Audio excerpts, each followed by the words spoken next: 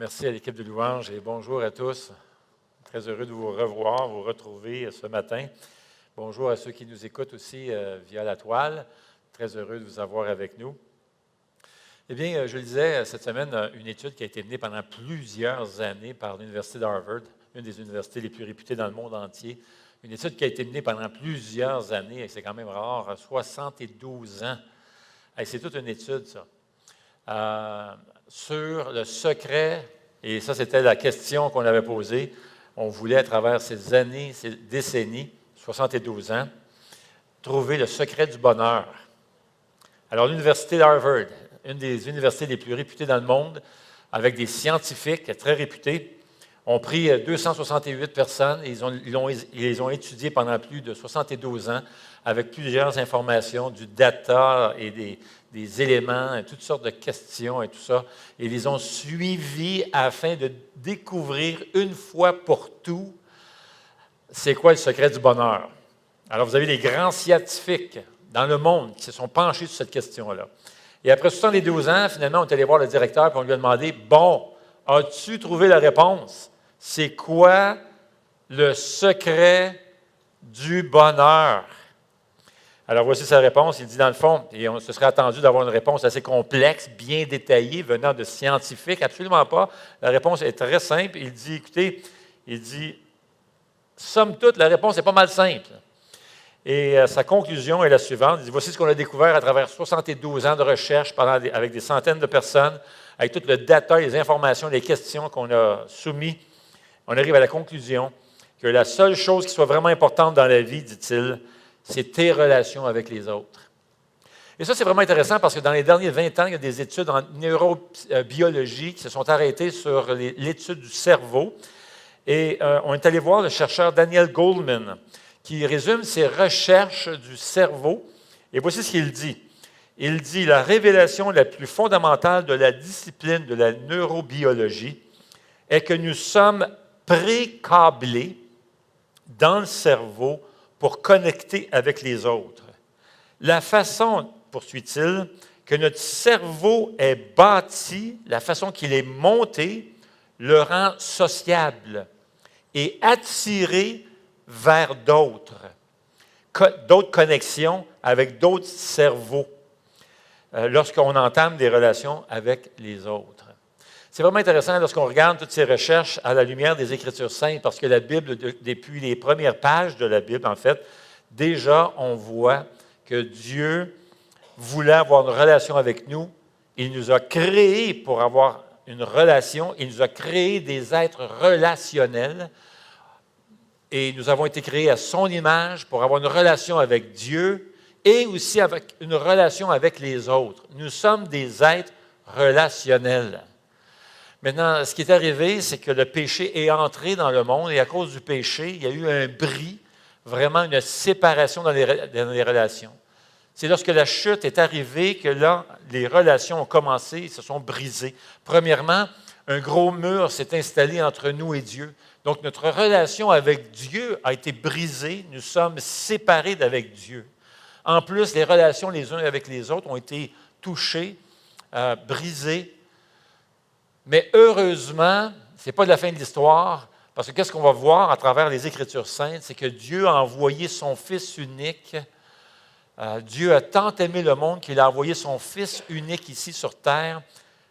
Il a été livré sur la croix. Il a pris sur ses épaules nos péchés afin de nous rétablir la relation avec Dieu et les uns avec les autres. Donc, lorsque Jésus est venu, il a été, à cause qu'il a pris le péché de nous tous sur ses épaules, lui-même a été séparé d'avec Dieu afin de nous réconcilier avec Dieu. Et ça, c'est tout un miracle, c'est le miracle de la réconciliation, que nous avons été réconciliés avec Dieu et les uns avec les autres.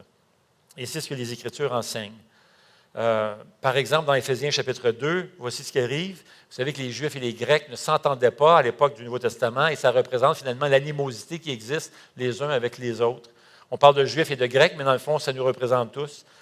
Et Jésus, voici ce qu'il est dit. Il dit, mais maintenant, en Jésus-Christ, vous qui autrefois étiez loin, vous êtes devenus proches par le sang de Jésus.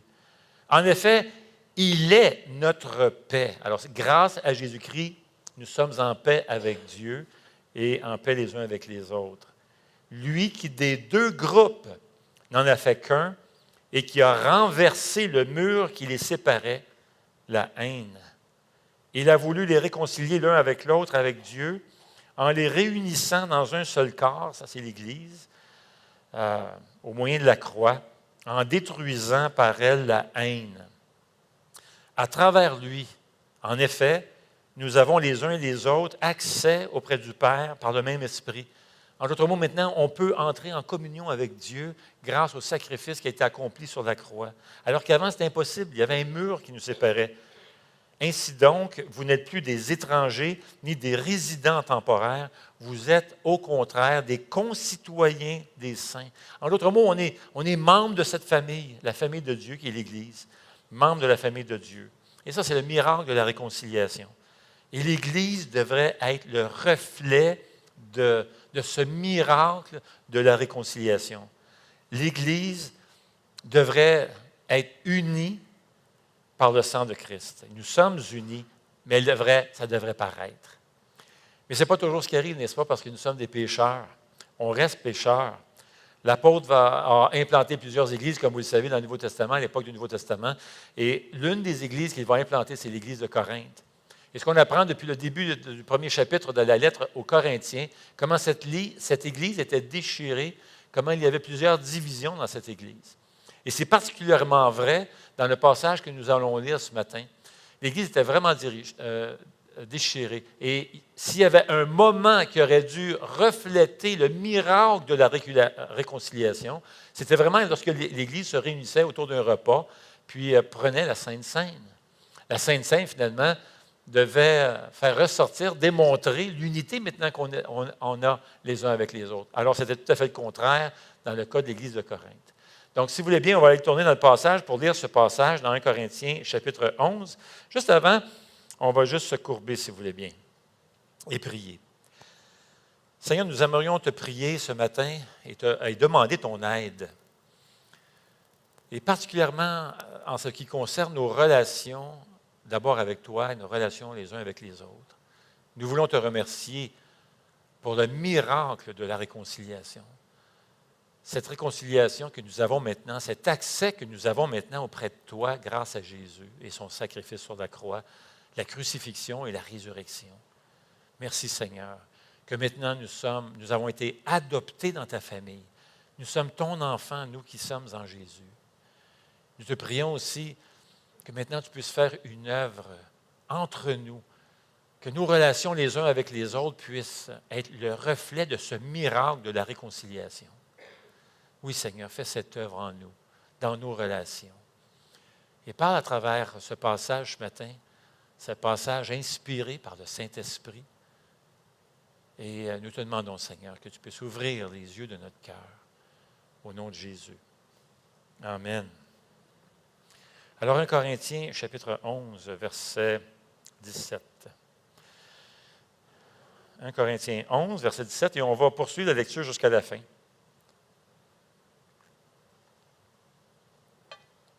D'accord? 1 Corinthiens 11, verset 17. En faisant la remarque suivante, je ne peux pas vous féliciter car vous vous rassemblez non pour devenir meilleur, mais pour devenir pire. Tout d'abord, j'apprends que lorsque vous vous réunissez en assemblée, il y a parmi vous des divisions. Je le crois en partie. Il faut bien en effet qu'il y ait aussi des divisions parmi vous afin que l'on puisse reconnaître ceux qui sont approuvés de Dieu au milieu de vous.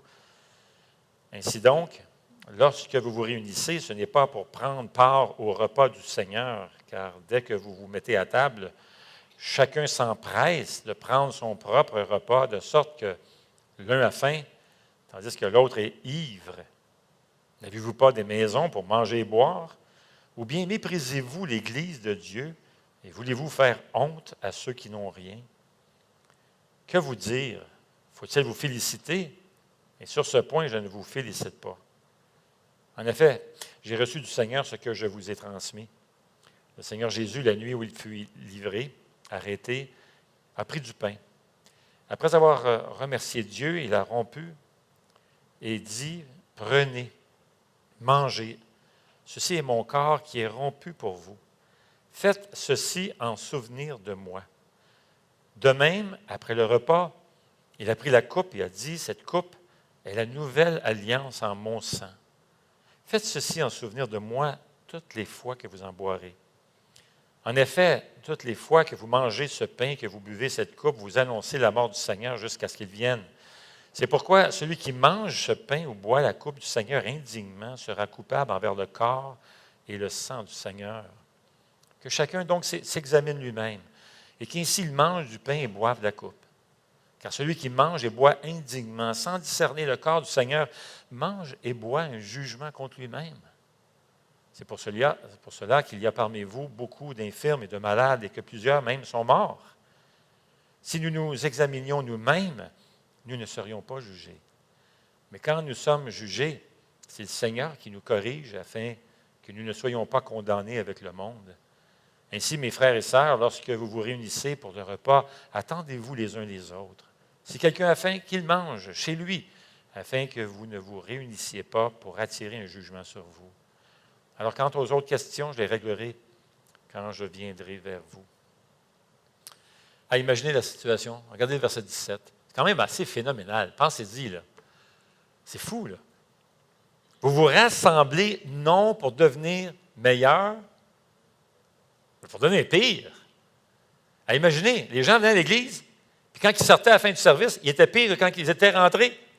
Hey, non, mais écoute, c'est pas fort, là. Pense-y, tu rentres à l'église, tu viens à l'église et tu étais mieux avant le service. Tu avais plus d'allure quand tu es rentré. Puis quand tu sors, bien, premièrement, les gars, ils sortaient tout croche, hein, ils étaient sous, étaient ivres. Ça allait vraiment pas bien. Ouais, peut-être pas juste les gars, on ne sait pas, là, mais. Aïe, aïe, aïe. C'est l'idée d'être moins bon, faible, moins excellent. Alors, c'est quoi qui s'est passé? Bien, on le voit dans le restant du passage, on voit qu'il y a deux choses. Premièrement, il y a des divisions dans l'Église. On a vu ça depuis le début de la lettre, hein, depuis le chapitre 1. Ça parle constamment de division dans cette Église-là. Et bon sang, je n'aurais pas aimé être le pasteur de cette Église-là. Puis surtout que le premier qui se faisait viser, c'était Paul. C'était le gars qui avait fondé l'Église. C'était vraiment pas drôle. Alors, les divisions, des conflits depuis le début. Ah, mon ami, ça va vraiment pas bien. Alors, il y a de la controverse et tout ça. Puis encore là, dans ce chapitre-là, alors qu'ils prennent la Sainte-Sainte, alors que ça devrait être un temps où ils étaient le plus réconciliés, c'est un temps de se réconcilier, la Sainte-Sainte. Au contraire, qu'est-ce qui arrive? C'est épouvantable, c'est encore pire, c'est incroyable. Et là, les gens sortent, certains sont découragés, surtout des pauvres, ils n'ont rien à manger, tout ça. Alors, tu as la gang de VIP qui sont là, ça mange, c'est la fête, c'est le party, puis ils ont la nourriture en abondance, la boisson, ça y va. Puis ils ne donnent absolument rien, ils ne partagent pas aux pauvres, aux démunis. Ils n'ont pas de nourriture, rien. Alors, s'il y avait une place où on devrait refléter le miracle de la réconciliation, c'est bien autour de la table du Seigneur. Et là, c'est épouvantable, c'est le contraire. Alors, il y a des divisions, des controverses, et il y avait des préjudices. Donc, il y avait toutes ces classes-là, ces rangs sociaux, économiques, toute cette question-là des gens. Il y avait des esclaves d'un côté, il y avait des gens libres, il y avait des gens riches, des aristocrates, des gens importants, des gens qui avaient beaucoup de pouvoir dans la société, des politiciens, tout ça. Et de l'autre côté, tu avais ces gens démunis. Alors, les démunis sortaient de l'Assemblée après le repas du Seigneur. Ils étaient encore plus brisés qu'avant. Ils se sentaient tout croche avec tout ce qui se passait, pas de nourriture et tout ça. Et tu avais cette gang-là qui festoyait, qui fêtait. Alors, on se sentait pire, on ne se sentait pas bien, on se sentait découragé lorsqu'on sortait de l'Assemblée. On se croyait moins béni. Ils se sentaient comme s'ils faisaient partie des laissés pour compte, des gens de deuxième classe. Et leur pensée, ces démunis qui n'avaient absolument rien, se disaient « Dieu ne me bénit pas, moi. » Eux autres sont bénis là-bas. Cette classe-là sont bénis. Moi, je ne suis pas béni. Parce que voyez-vous, il y avait cette erreur qui circulait chez les Juifs, une fausse doctrine qui circulait, que si tu avais de l'argent, c'est parce que tu étais béni, mais si tu n'avais pas d'argent, c'est parce que Dieu te bénissait, dans le fond. ne faisais pas partie vraiment de l'élite spirituelle, Dieu te punissait. Alors, les gens se sentaient tout croche, ils ne se sentaient pas aimés. Ils disaient, pour moi Dieu ne m'aime pas, je ne suis pas assez bon. Moi, j'ai rien. Alors que d'autres fêtent, ils ont le plaisir, ils ont l'air heureux. Moi, je suis tout croche, je n'ai rien à manger. Et les riches ne partageaient absolument pas la nourriture, gardaient tout pour eux-mêmes. Et ça revient avec un thème qui revient souvent à travers la lettre aux Corinthiens. C'est un thème qui va ressortir très fort, on en a parlé plusieurs fois depuis le début de notre série. C'est de mettre les autres avant nous autres. Et ça, c'est un des thèmes qui va revenir très fort à travers la lettre aux Corinthiens, c'est cette idée de ne pas abuser de ma liberté, de faire des choix et de me soucier vraiment des autres, d'avoir un cœur de serviteur, de chercher à aider les uns les autres, chercher à aider les autres. Et ça, c'est un thème qui est très fort, de penser aux autres. Parce que, vois-tu, l'amour prend soin des autres. L'amour ne cherche pas son intérêt seulement. L'amour va chercher les intérêts des autres, va mettre les autres en premier, va chercher à les honorer, leur faire du bien, d'être de bons serviteurs. C'est quoi le message qui va ressortir dans tout ce passage? Même si c'est autour d'une table du Seigneur, il y a un message qui revient très fort, qui ressort de tout ça. Et dans le fond, ça revient implicitement. Paul nous lit ce message-là implicitement dans ce qu'eux ne faisaient pas, au verset 17. Si Paul est en train de dire, vous vous rassemblez non pour devenir meilleur, mais pour devenir pire, ce que ça laisse entendre, c'est que dans le fond, nous devons chercher à devenir meilleurs. Ah! Hein? N'est-ce pas? On devrait se rassembler non pour devenir pire, mais on devrait s'assembler pour devenir meilleur. Donc, je devrais, avec l'aide de Dieu, quel que soit le contexte de ma vie dans lequel je me retrouve, je devrais rechercher à devenir meilleur. Constamment pour la gloire de Dieu. Qu'est-ce que ça veut dire? Ça veut dire que quand j'entre chez nous, je suis dans ma voiture, je suis en chemin, je me dirige chez nous, je veux faire cette prière, je veux demander au Seigneur, Seigneur, je m'en vais à la maison, je vais retrouver mon mari ou je vais retrouver ma femme. Je te demande, Seigneur, cette grâce, la puissance par ton Esprit Saint, que je sois meilleur à la maison que j'étais hier. Je veux rentrer chez nous avec le cœur d'un serviteur. Je veux chercher à rendre l'autre meilleur. Non pas la critiquant, en étant moi-même un modèle, un serviteur. Je veux voir comment je peux aider les autres autour de moi pour qu'ils soient mieux. Comment puis-je être une bénédiction? Comment je peux faire du bien aux autres autour de moi? Ça veut dire que quand tu t'en vas travailler demain matin, tu t'en vas travailler, tu rentres au bureau, tu demandes au Seigneur, Seigneur, aujourd'hui, je veux bénir mes employeurs, je veux bénir les autres employés avec qui je travaille, ou je veux bénir les employés qui travaillent pour moi. Je veux être une bénédiction pour les autres. Et bon sang! Vois-tu le miracle de la réconciliation? Ce serait incroyable. Comment puis-je être meilleur aujourd'hui? Et ça, on a besoin de demander à Dieu. D'un geste concret, aujourd'hui même, ce matin, alors que le Seigneur nous envoie ce message à travers la plume de Paul, de demander au Seigneur, Seigneur, quel domaine aujourd'hui, par ta grâce, je peux devenir meilleur? Concrètement, Seigneur. Et c'est une prière que j'aimerais qu'on fasse vers la fin de l'Assemblée, ensemble, qu'on puisse s'unir, qu'on demande à Dieu, Seigneur, aujourd'hui, j'aimerais être meilleur en faisant. Et là, que le Saint-Esprit dirige votre réponse. J'aimerais qu'on termine l'Assemblée ce matin. Et ceux qui nous écoutent par Internet, c'est la même chose. Que humblement devant Dieu, je demande au Seigneur, Seigneur, je veux aujourd'hui, par ta puissance, je veux devenir meilleur en faisant ça. Et ça sera différent pour une personne ou pour une autre. Alors, la question que je veux me poser très humblement, est-ce que ma femme se sent élevée par la façon dont je lui parle? Ou est-ce que je suis constamment en train de lui faire du mal en la critiquant, en la faisant sentir comme ces gens ici qui se sentaient bas, qui étaient traités comme la basse classe? Ou est-ce que je fais sentir mon conjoint comme si elle est chérie, honorée? Et comme célibataire, c'est la même chose dans mes relations les uns avec les autres. Comment les autres se sentent quand j'ouvre la bouche? Est-ce que j'ai toujours de la critique qui sort de ma bouche ou suis-je toujours en train de chercher comment je peux édifier, construire les autres autour de moi? Est-ce que vous avez cette réputation-là où les gens disent « Bon sang, j'aime tellement être avec cette personne-là parce qu'elle me fait du bien, cette personne-là m'aide à me rendre meilleur. Elle m'encourage. » Et c'est ça que le message qui se trouve ici dans ce passage. Cherchons à devenir meilleurs comme enfants de Dieu. Et ça va pour la gloire de Dieu. Maintenant, il y a un thème, il y a un mot qui va revenir très souvent dans le passage, il va revenir plus de 5 fois dans ce passage-là. C'est le mot réunir, qui veut dire, vraiment, c'est l'idée de assembler, d'être unis ensemble, mettre ensemble, s'approcher les uns des autres, unir, connecter. Ça parle évidemment de relations les uns avec les autres. Le thème qui revient donc dans ce passage, c'est la connexion, c'est les relations, c'est l'unité. Alors, la table du Seigneur a pour but, selon l'enseignement que Paul va donner, il y a un message global, c'est de chercher à devenir meilleur, mais il va te parler à travers, il va enseigner sur la table du Seigneur en même temps. Et la table du Seigneur unit ce qui serait autrement désuni. En d'autres mots, lorsqu'on s'unit autour du repas ensemble, s'il y a un lieu qui devrait refléter le miracle de la réconciliation, où il n'y a plus de différence entre personnes importantes et moins importantes, s'il y a un lieu, un moment dans la vie de l'Église où tout le monde devrait se sentir égal devant Dieu, c'est bien autour de la table du Seigneur.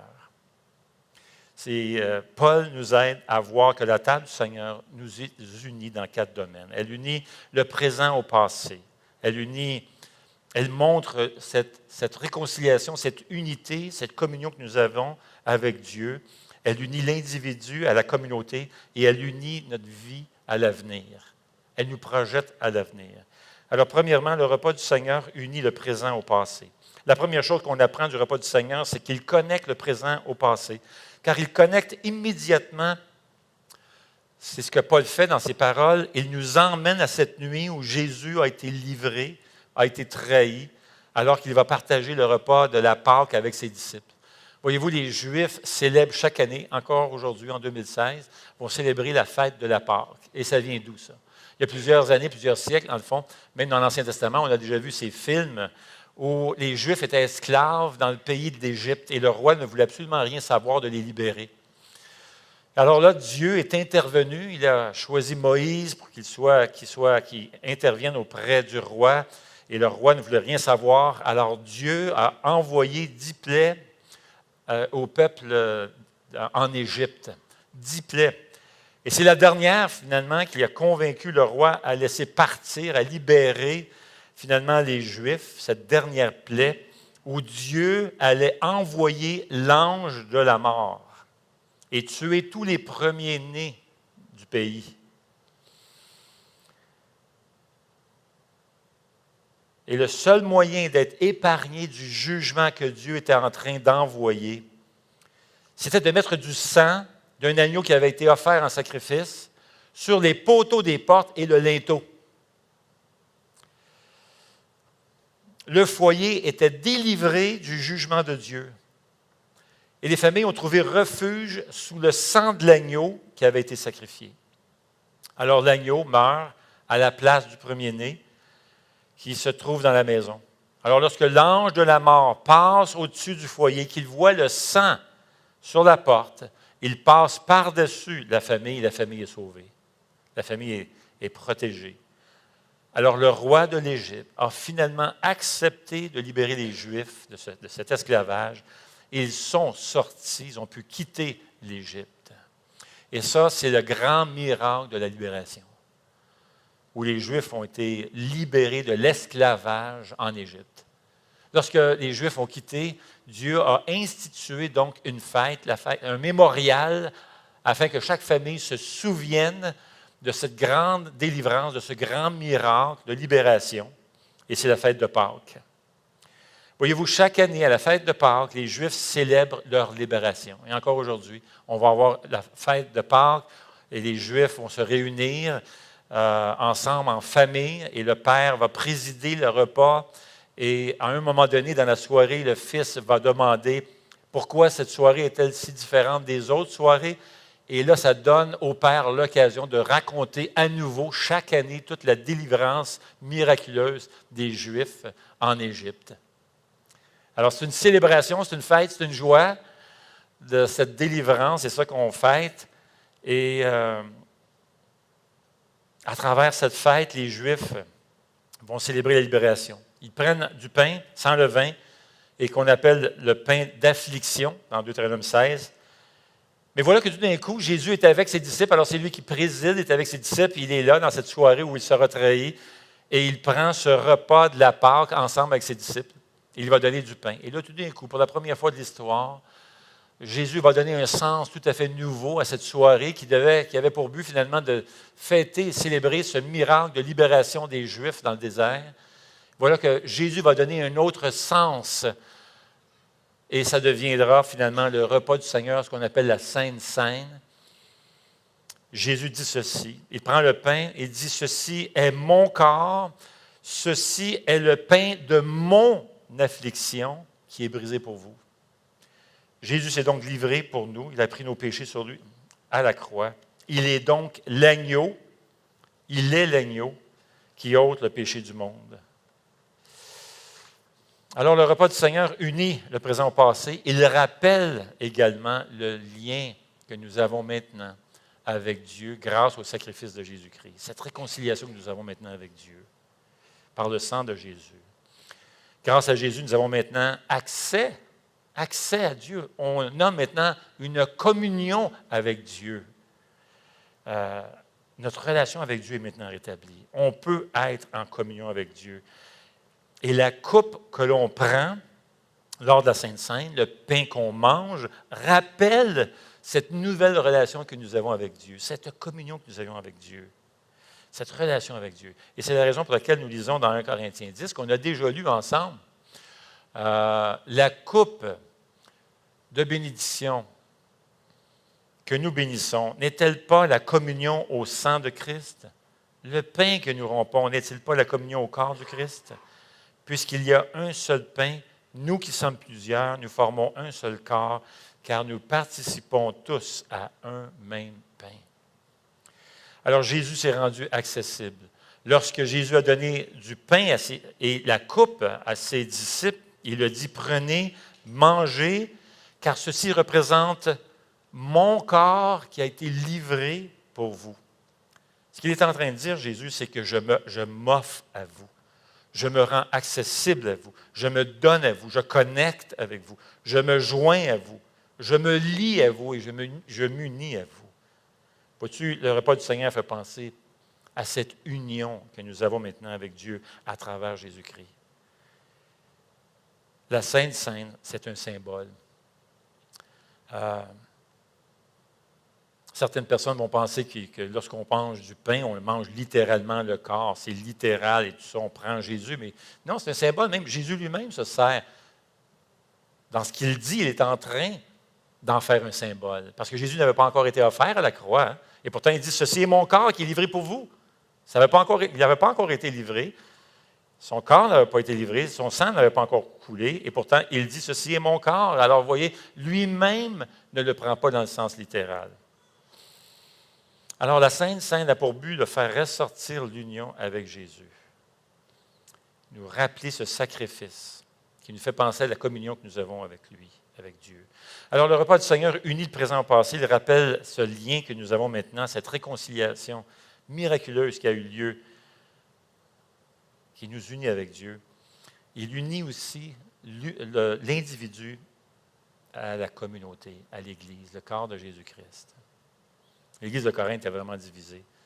Au verset 18, nous lisons, tout d'abord, j'apprends que lorsque vous vous réunissez en assemblée, il y a parmi vous des divisions. Et verset 20 continue en disant, ainsi donc, lorsque vous vous réunissez, ce n'est pas pour prendre part au repas du Seigneur, car dès que vous vous mettez à table, chacun s'empresse de prendre son repas, de sorte que l'un a faim, tandis que l'autre est ivre. Alors, c'est quoi qui se passe? Quel est le problème?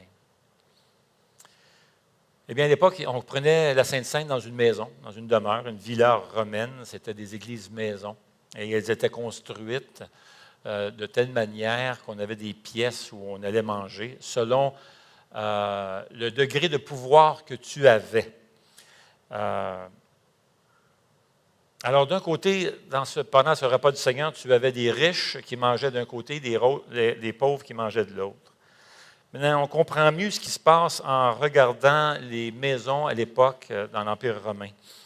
Dans le livre In Search of Paul, les historiens Jonathan Reed et John Dominic Crossan vont nous présenter une pyramide qui va, en fait, on peut appeler ça la pyramide du pouvoir, parce que les gens de l'époque dans l'Empire romain fonctionnaient en fonction du degré de pouvoir que tu avais. Et ça, c'était très respecté dans l'Empire romain. Très, très respecté. Plus que tu étais riche et plus que tu avais du pouvoir, plus tu étais en haut de l'échelle, et là, ça descendait. C'était un ordre descendant d'influence et de pouvoir. Et ces historiens ont fait une pyramide qu'on peut appeler la pyramide du clientélisme, ou en anglais, patronage, tout le système de patronage. Clientélisme. Alors là, on va parler de patron, on va parler de client, mais il ne faut absolument pas avoir notre mentalité 2016 en voyant le patron, le boss d'une entreprise avec ses employés ou les clients. Ça n'a rien à voir avec ça. On parle ici de pouvoir, d'influence, de personnes riches et qui a le pouvoir sur les autres. Alors les gens se rangent sous celui qui a le pouvoir pour bénéficier des avantages, de sa protection, de ce qu'on appelle le patron.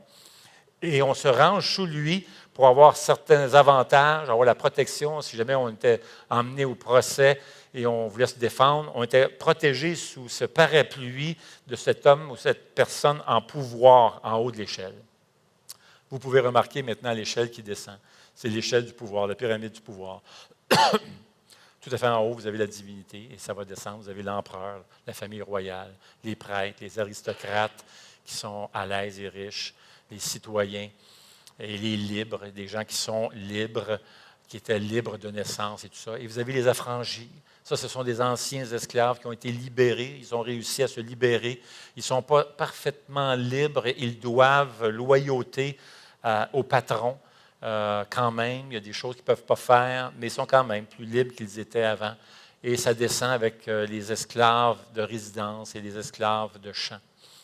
Alors, vous avez cette pyramide de pouvoir, dans le fond. Et ça, c'est très important parce que ça va avoir un impact. Tantôt, le commentateur Thistleton, qui était un des meilleurs commentaires sur l'Épître aux Corinthiens, nous aide à comprendre que c'est pas mal ça ce qui se passe là, en ce moment lors de la Sainte Seine. Voici comment les maisons étaient construites à l'époque. Et là, vous avez le produit fini avec des tapis, tout ça, partout. Et c'est vraiment beau. C'est très chic. Mais ça ne vous aide pas à voir la structure des maisons d'époque. Voici un schéma qui va vous aider à voir ce que c'est. Vous avez finalement cette grande pièce qu'on appelle l'atrium et la piscine, mais dans le fond, c'est comme un genre de bassin d'eau parce que la toiture, le plafond est ouvert et puis laisse entrer la pluie. Alors, on ramasse l'eau de la pluie dans ce bassin d'eau. Et non seulement ça, c'est la toiture est ouverte parce que ça laisse la lumière entrer dans la pièce où on se rencontre. Et en plus, certains avaient des foyers. Alors, ça laisse partir la fumée à l'extérieur. Alors, vous avez remarqué maintenant donc deux pièces importantes ici pour ce qui nous concerne dans le passage qu'on va étudier, qu'on est en train de regarder. Vous avez l'atrium, c'était là que les gens se réunissaient, mais vous avez une toute petite pièce que vous voyez, triclinium. Petite pièce. Et juste pour vous donner un exemple, parce que littéralement, ça veut dire canapé. Ce mot-là, 3 canapés, parce que la pièce était conçue de façon en U, il y avait comme des lits, des sofas, en fait, et on mangeait couché. Et ça a l'air de ça, 3 tables. Il y avait une table avec 3 canapés. On mettait des coussins par-dessus, et c'est là qu'on mangeait autour de cette table. Et ça pouvait avoir de l'air de ça ici. Quand on était réunis ensemble, on mangeait autour. Et quand on avait fini de manger, on mettait simplement la nourriture, on jetait la nourriture à terre. C'était les esclaves qui venaient plus tard et ramassaient la nourriture. Donc, imagine, là, tu es dans un party, tu manges, là, puis tu as du plaisir, tu as du vin en abondance, tu manges en abondance. C'est la fête. Puis là, tu jettes la nourriture à terre. Alors, voici ce qui s'est passé. Il fallait absolument suivre un emplacement très strict. C'était la Convention qui voulait ça. On suivait un ordre. Par exemple, le maître de la maison et sa famille étaient assis sur le canapé du fond, qu'on appelle lectus imus. L'invité d'honneur était assis à la place d'honneur sur le lit du milieu, lectus medius, et les autres invités étaient placés en fonction de leur statut et de leur importance, de leur pouvoir, de leur richesse. Voyez-vous? Et là, on a découvert à travers les années des mosaïques, et ça, c'est une mosaïque qui représente ce que le plancher avait de l'air après la nourriture, après le souper. Et là, tu avais toute la nourriture à terre. Et oui, vous avez peut-être remarqué un petit animal qui se trouve là. C'est quoi? Petite souris qui va vraiment sans. Lui, c'est la bouffe, c'est le party, il est bien content. Donc, c'est comme ça, on mangeait, on avait des repas et tout ça. Et quand tu rencontrais des gens importants, c'est là que tu les emmenais. Tu les emmenais finalement dans cette salle, dans cette petite pièce, le triclinium, et c'était vraiment là que tu mangeais. C'était les personnes de rang supérieur, la VIP, la section VIP, les personnes de classe supérieure et ceux qui avaient plusieurs pouvoirs. Il y a beaucoup de pouvoirs. Les autres sont où? Ils sont dans l'atrium. Donc, les esclaves sont où? Les gens les démunis sont où? Alors, imagine maintenant, tu es propriétaire d'une maison, l'Église se réunit chez vous, tu as le repas du Seigneur, et qu'est-ce qui se passe? Tu assois les gens importants dans cette petite pièce, les gens qui ont de l'argent, et les autres fêtent, boivent à volonté, et dans l'atrium, tu as les autres, tous les autres, et qui sont démunis, qui sont pauvres, et qui voient, ils ne font pas partie de l'élite, ils sont séparés d'avec eux autres qui sont dans l'autre pièce. Et là, ça ne va vraiment pas bien. Paul est fâché. Paul, il dit, ça n'a pas de fichu bon sens. Parce que dans le Seigneur, nous devrions tous être dans le triclinium. C'est comme ça que le Seigneur nous voit à travers Jésus. Mais ce n'est pas comme ça qu'on se traitait à Corinthe. Nous lisons à travers le Nouveau Testament que maintenant, il n'y a plus de riches et pauvres, il n'y a plus d'esclaves, de gens libres, de juifs, de grecs, de femmes, d'hommes. Nous sommes maintenant tous égaux face à Dieu. Alors, l'Église devrait agir de manière où tout le monde se sent égaux. Amen? Absolument. Personne dans l'Église devrait se sentir laissé pour compte. L'amour devrait nous inciter à traiter les frères et les sœurs sur le même pied d'égalité, avec beaucoup de tendresse et d'amour. Mais c'est loin d'être le cas à Corinthe. Paul va réagir. D'ailleurs, nous avons des paroles ici, les plus dures que nous allons retrouver dans toutes les lettres que Paul a écrites. Jamais des paroles aussi dures n'ont été données, n'ont été affirmées à d'autres églises. Cette église, vraiment, là, Paul, parce que ça va tellement contre la réconciliation.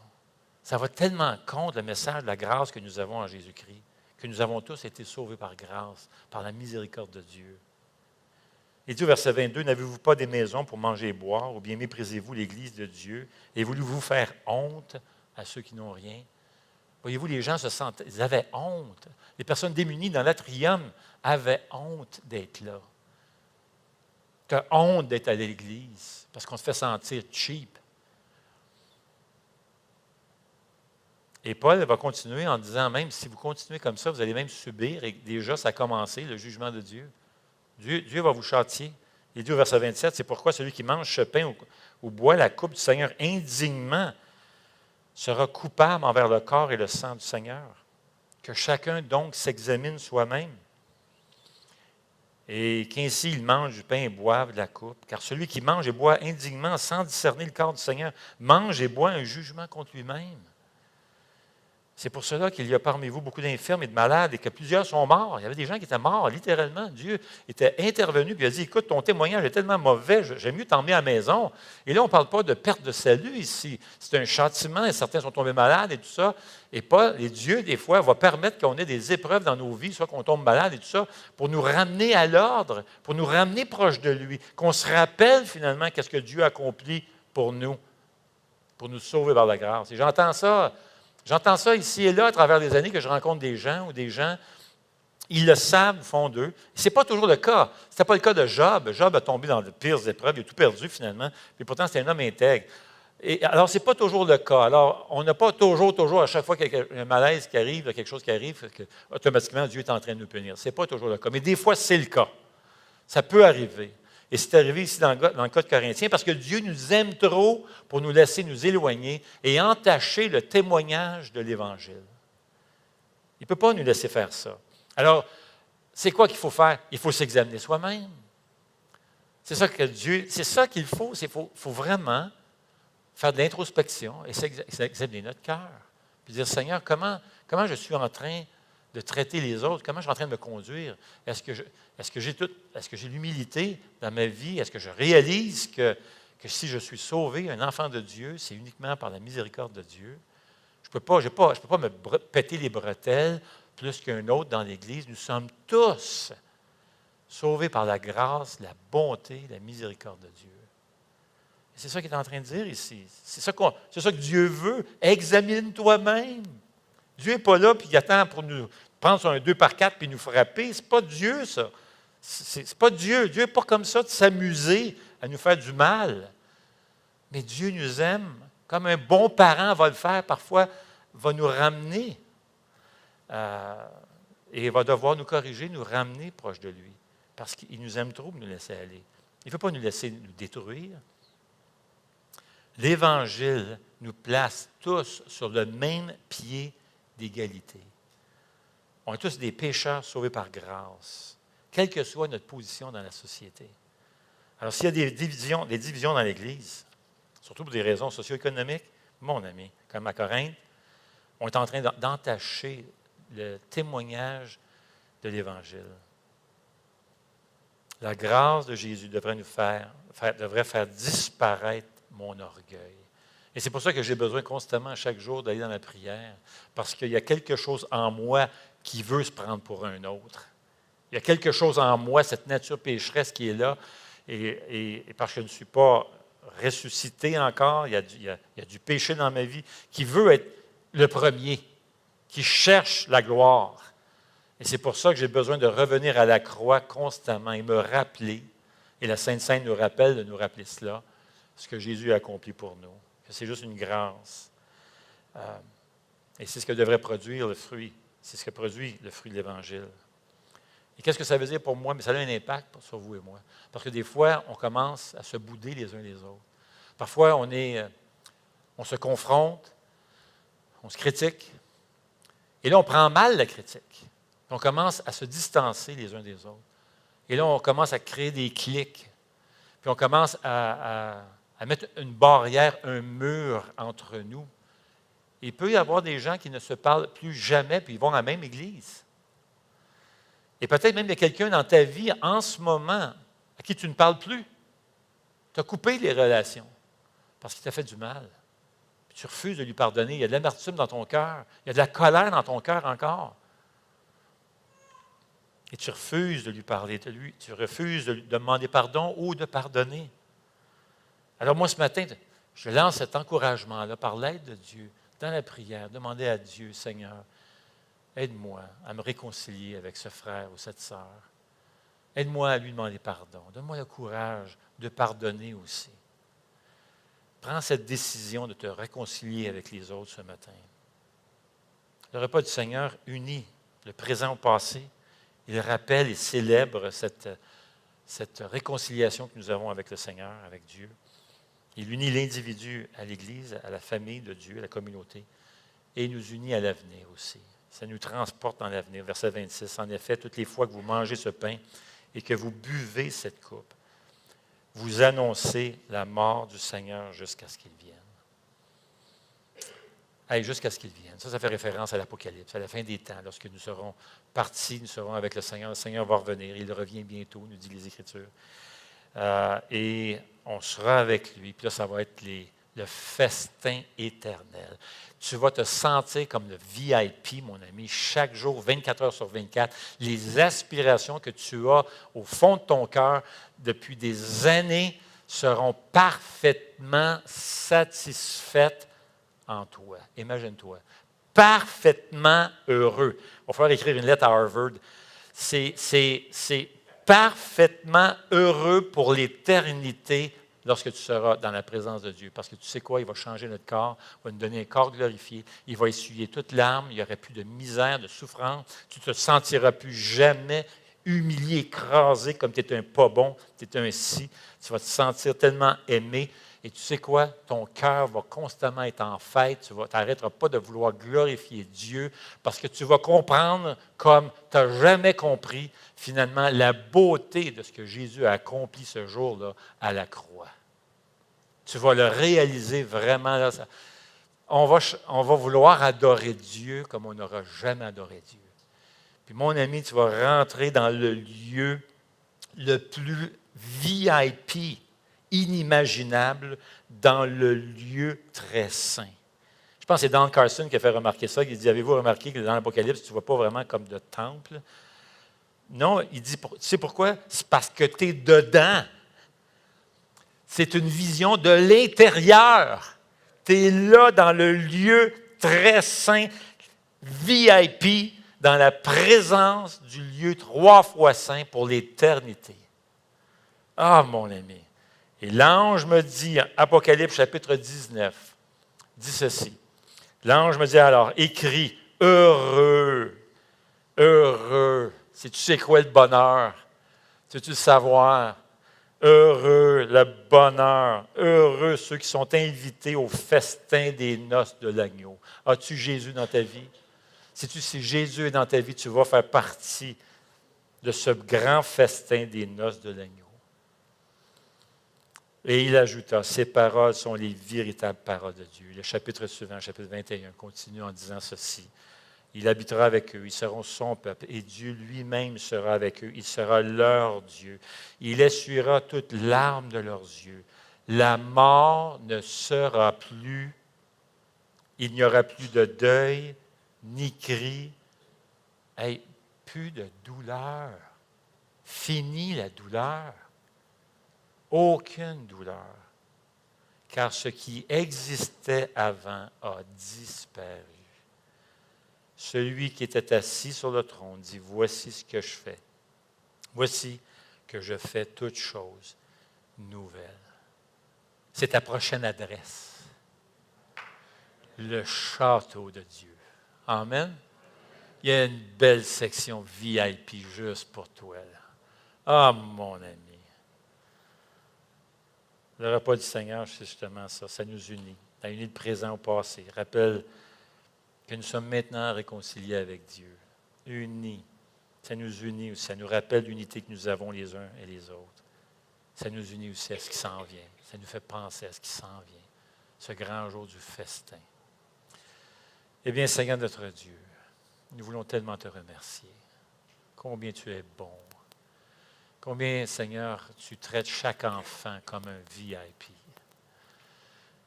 Et, Seigneur, nous allons passer l'éternité près de toi, à t'honorer, te glorifier, te chanter, t'adorer, te remercier pour tout ce que tu aurais fait pour nous.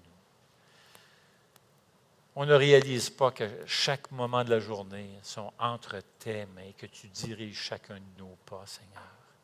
Que même lorsqu'il y a des choses qu'on ne comprend pas, tu es en train de te servir de ces choses pour notre bien. Car toute chose concourt à ceux qui aiment Dieu, concourt au bien de ceux qui aiment Dieu. Et Seigneur, ce matin, par ton Esprit Saint, veuille parler à notre cœur. Veuille, Seigneur, nous montrer en quoi nous pouvons devenir meilleurs. Parle-nous, Seigneur. Seigneur, ce matin, par la foi et avec joie, avec ton aide, je veux devenir meilleur en faisant.